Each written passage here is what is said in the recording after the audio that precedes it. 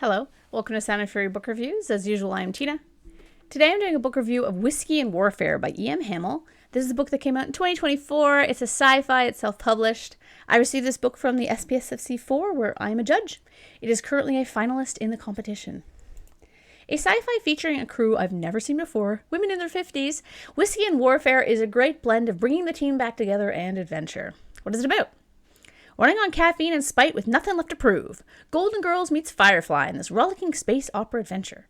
Marin Alessi retired from the mercenary service after her last assignment went horribly sideways and settled down on a quiet planet with the love of her life. Unexpectedly widowed, Marin must fulfill a promise to return her mate's ashes to their home planet for funeral rites, but a brutal civil war has destabilized space travel.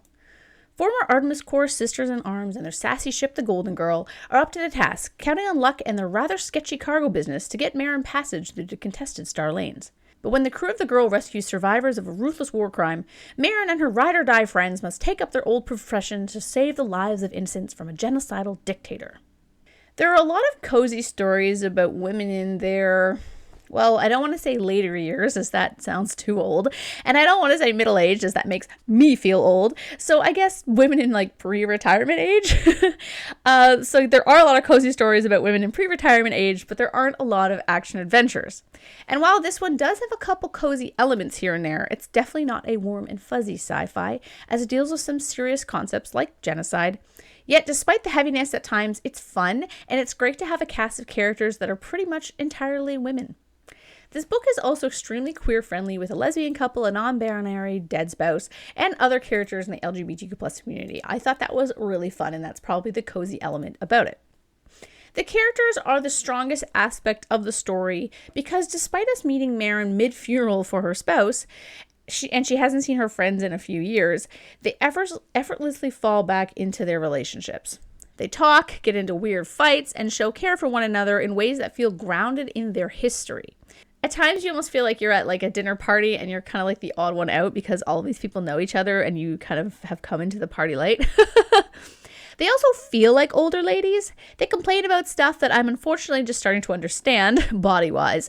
But they also don't take shit anymore from anyone, which I'm fortunately also starting to do. And they also have experience and confidence in themselves.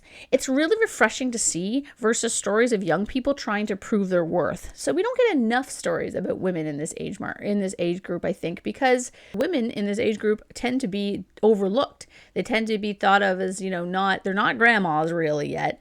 If they are, if they have kids at all, and they're not, but they're not young. They're not like, it's almost like people forget that women in that age group have relevance and they have things happening in their lives that are interesting and fun to watch. It's almost like the idea of how like celebrities nowadays, we're finally seeing women of appropriate ages in movies. Not every woman is like 20 married to like some 50-year-old guy. You have 50-year-old women on the screen now. And I think we're finally getting that in books too. And I think that's really refreshing. And I really, really like seeing this. When it comes to the rest of the story, the world building was solid enough to be easily understandable. And the plot was good. Very much a mercenaries with heart versus evil empire situation, very classic space opera. So if you love kind of space adventure, this is 100% a solid space adventure. There's some fun planets.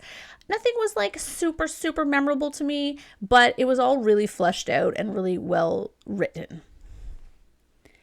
Now, because I read it for the competition, I will say I found it dragged a little bit in terms of the story. Not that I wasn't interested in the characters and what was going on, but the pace could have been a bit quicker at the start. It takes a while for the real premise to build, and while it was great to see a mercenary character overcome a fear, I almost didn't need that angle, given we were also dealing with her grief over the dead spouse, and then her re-entering a profession she had left a decade before. This is a minor thing, as overall the story was really great, but if I had to put some kind of critique, it would be that I found that the first half of the book almost isn't anything to do with the main plot. And I mean, that's okay. That's kind of almost I said there was some cozy elements. That was a little bit of it. It's almost like you have to, we're watching Marin re-enter kind of this world she used to know. And the world is actually, despite it being a mercenary group, is a comforting place for her. So that was, it is really well done. This is me being very picky. So overall, it's a really great read. a real female-led and queer spin on classic space opera. If that's your jam, then I think that you should definitely spread some of that on your bread. Okay, I'm gone now. Bye. Thanks for watching.